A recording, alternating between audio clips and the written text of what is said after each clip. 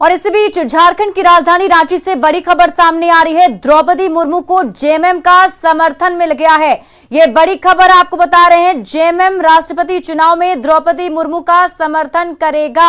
NDA से प्रत्याशी हैं द्रौपदी मुर्मू और जेएमएम ने समर्थन करने का ऐलान कर दिया है। जेएमएम के विधायक और सांसद द्रौपदी मुर्मू के पक्ष में वोट करेंगे। जेएमएम अध्यक्ष शिबू सोरेन ने यह फैसला सुनाया है। आपको बता दें कि 18 जुलाई को राष्ट्रपति पद का चुनाव है और इस वक्त जो बड़ी खबर वो ये कि जेएमएम की तरफ से समर्थन द्रौपदी मुर्मू को किया जाएगा।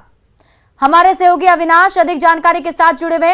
अविनाश, हालांकि ये पहले से ही तय लग रहा था कि शायद जो जेएमएम का स्टैंड है वो द्रौपदी मुर्मू के पक्ष में होगा और शायद इसी वजह से देर से ऐलान किया गया। तौर पर जो जिस तरह के संकेत लगातार मिल रहे थे उससे ये उम्मीद की जा रही थी कि द्रौपदी मुर्मू जो कि उम्मीदवार हैं उनको ही जेएमएम का समर्थन जाएगा, लेकिन इतने लंबे चला आ रहा जो सस्पेंस है वो हो गया है और जेएमएम के अध्यक्ष शिबू सोरेन ने किया है और वही हवाला दिया गया है कि आजादी के बाद से पहली बार देश के अंदर ऐसा हो रहा है जब कोई आदिवासी महिला बनने जा रही हैं और इस जेएमएम ने ये निर्णय लिया है। तो एक अच्छा संकेत भी है, एक अच्छा संदेश भी है, एक राजनीतिक रूप से उठाया हुआ कदम भी है। कांग्रेस की तरफ से कोई रिएक्शन सामने आ पाया अब तक?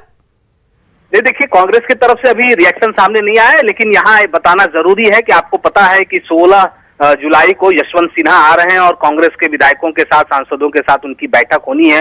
आज सुबह ही जेएमएम की तरफ से भी जो प्रतिक्रिया आई थी उसमें कहा गया था कि अगर यशवंत सिन्हा आएंगे मिलने के लिए एक उम्मीदवार के तौर पर तो उनका स्वागत है, लेकिन उससे ठीक पहले अब ये जो आदेश आ गया है शिबू सोरेन का, स्पष्ट तौर पर अब जेएमएम के 30 विधायक और 3 सांसद द्रौपदी मुर्मू के पक्ष में अपना मतदान करेंगे जो एनडीए की उम्मीदवार है।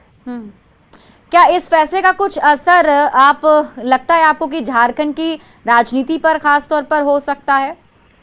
देखिए, इससे पहले ही कांग्रेस के प्रदेश अध्यक्ष राजेश ठाकुर ने यह स्पष्ट किया था और मीडिया से बातचीत में उन्होंने कहा था कि अगर इस तरह का कोई निर्णय जेएमएम लेती है जिस ओर इशारा हो रहा था तो इस पर कहीं से भी जो मौजूदा यहाँ सरकार है, गठबंधन की सरकार है, उस पर असर नहीं पड़ेगा। हाँ, ये बात जरूर है कि ये दो विचारधारा की लड़ाई है और हेमंत सोरेन को, ये जेएमएम को ये सोचना चाहिए कि वो किस विचारधारा के साथ है। तो ये पहले ही कांग्रेस स्पष्ट कर चुकी है कि अगर जेएमएम एनडीए के साथ जा भी रही है तो आने वाले समय में क्या करना है। और यहाँ एक चीज आपको नोटिस भी करना होगा कि झारखंड जैसे प्रदेश में जहाँ राजनीति के केंद्र बिंदु में आदिवासी समाज, आदिवासी संस्कृति, आदिवासी वोट बैंक रहता है, इसलिए इस तरह का निर्णय होना पहले से ही तय माना जा रहा था और ऐसा ही निर्णय सामने आया। चलिए, बहुत बहुत शुक्रिया तमाम जानकारी के लिए अविनाश।